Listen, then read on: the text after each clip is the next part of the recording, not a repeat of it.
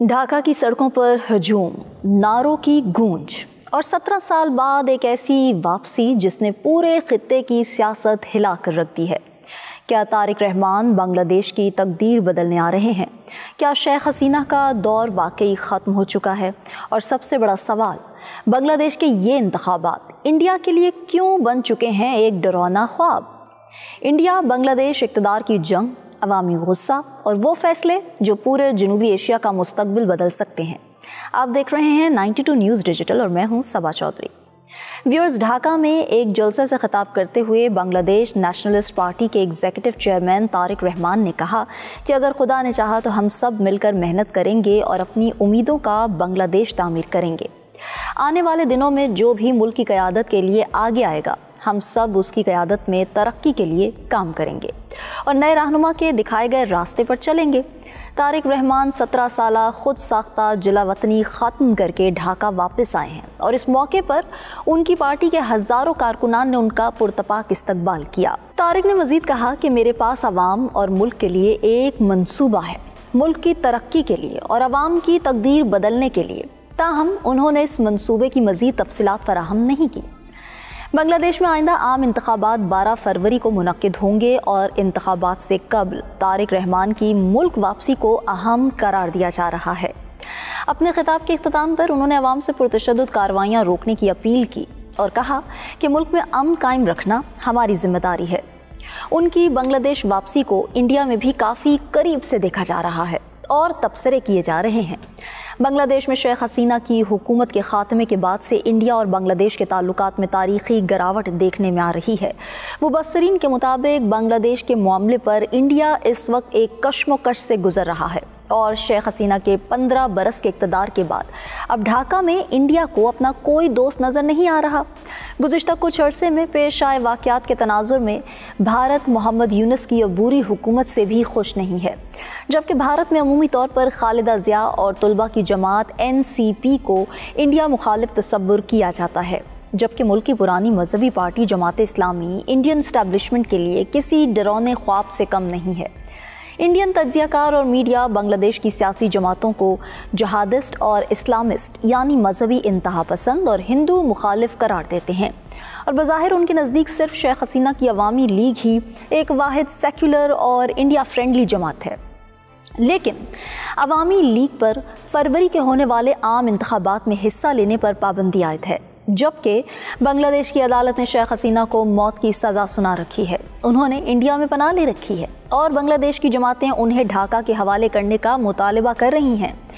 बैनुल-अक़वामी उमूर की तज्ज़ियाकार निया नीमा बासु कहती हैं कि इंडिया अब यही चाहता है कि बांग्लादेश में इंतखाबात साफ़ और शफाफ तरीके से मुनक्किद हों और इसके नतीजे में वहाँ अमन व अमान की सूरत हाल कुछ इस तरीके से तरतीब पाए कि इसका असर कम अज़ कम इंडिया पर ना पड़े।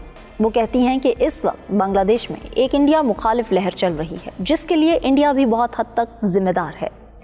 बांग्लादेश की जो नई नस्ल सामने आई है वो बहुत ज़्यादा इंडिया मुखालिफ नज़र आती है। निया नीमा बासु कहती हैं कि बांग्लादेश में अवामी सतह पर इंडिया के बारे में बहुत सी बातें की जा रही हैं, इसी तरह इंडिया में भी बातें हो रही हैं। नई नस्ल आसानी से सोशल मीडिया के असर में आ जाती है क्योंकि उनके सामने ना तो 1971 की तारीख़ है, ना वो पढ़ते हैं और ना वो इतनी गहराई से जानना चाहते हैं।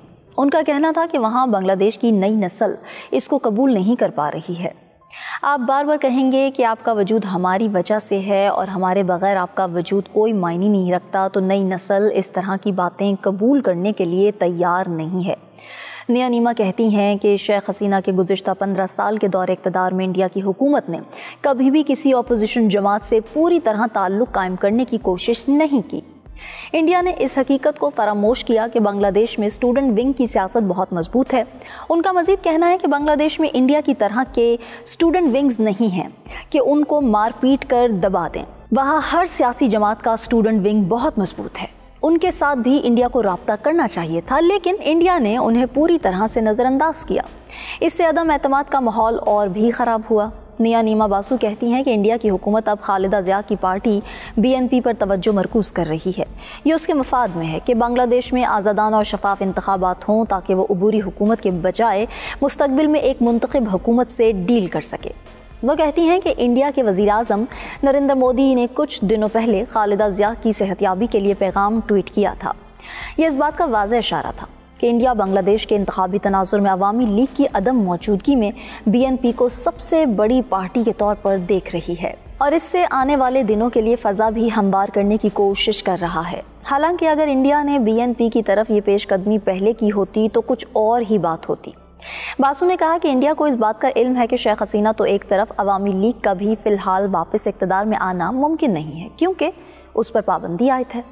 سیاسی تجزیہ کار سبرامنین کا بھی خیال ہے کہ انڈیا اب بنگلہ دیش کی اپوزیشن جماعتوں کے درمیان اپنا راستہ تلاش کرنے کی کوشش کر رہا ہے۔ انڈیا کو پتا ہے کہ عوامی لیگ اس الیکشن سے باہر ہے اور اسے بنگلہ دیش کے بارے میں عوامی لیگ سے باہر نکل کر دیکھنا ہوگا۔ سبرامنین کے مطابق BNP کے ساتھ انڈیا نے حال میں اپنے روابط قائم کرنے کی کوشش کی ہے۔ یہ اس بات کا اشارہ ہے کہ اگر وہ اقتدار میں آتی ہے تو انڈیا BNP کے ساتھ معمول کے رشتے استوار کرنے کے لیے تیار ہے۔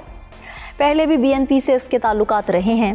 سبرامین کہتی ہیں کہ شیخ حسینہ اپنے بیانات میں بنگلہ دیش میں اپنا اور اپنی پارٹی کا مستقبل محفوظ کرنے کی کوشش کر رہی ہیں، لیکن انڈیا کو محتاط رہنا چاہیے کہ ان کے بیانات سے بنگلہ دیش سے تعلقات خراب نہ ہو جائیں کہ مستقبل کی حکومت سے انڈیا کے لیے ڈیل کرنا ہی مشکل ہو جائے۔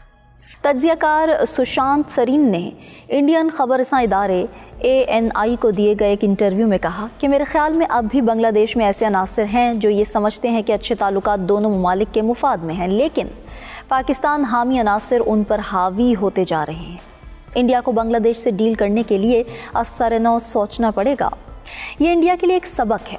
مبصرین کے مطابق انڈیا کی اب ساری توجہ بنگلہ دیش میں 12 فروری کے عام انتخابات پر مرکوز ہے، لیکن اس سے پہلے بنگلہ دیش میں پرتشدد واقعات اور انڈیا میں بنگلہ دیش مخالف مظاہروں سے دونوں ملکوں کی فضا گرم ہے۔ بنگلہ دیش کی جماعتیں انڈیا پر الزام لگا رہی ہیں کہ وہ ان کے ملک کے معاملات میں مداخلت کر رہا ہے، جبکہ انڈیا اس کی تردید کرتا ہے۔ ایسی صورت میں بنگلہ دیش کے انتخابات میں بھی انڈیا ایک بہت اہم انتخابی موضوع ہوگا۔ ویورز، سوال اب صرف یہ نہیں کہ بنگلہ دیش میں کون جیتے گا، اصل سوال یہ ہے کہ کیا انڈیا بنگلہ دیش کے بدلتے سیاسی نقشے کو قبول کرنے کے لیے تیار ہے؟ اقتدار کی یہ جنگ صرف ڈھاکہ کی نہیں، پورے جنوبی ایشیا کے مستقبل کی جنگ بن چکی ہے۔ آج کے ولاگ سے اتنا ہی، مجھے دیں اجازت، اللہ نگہبان۔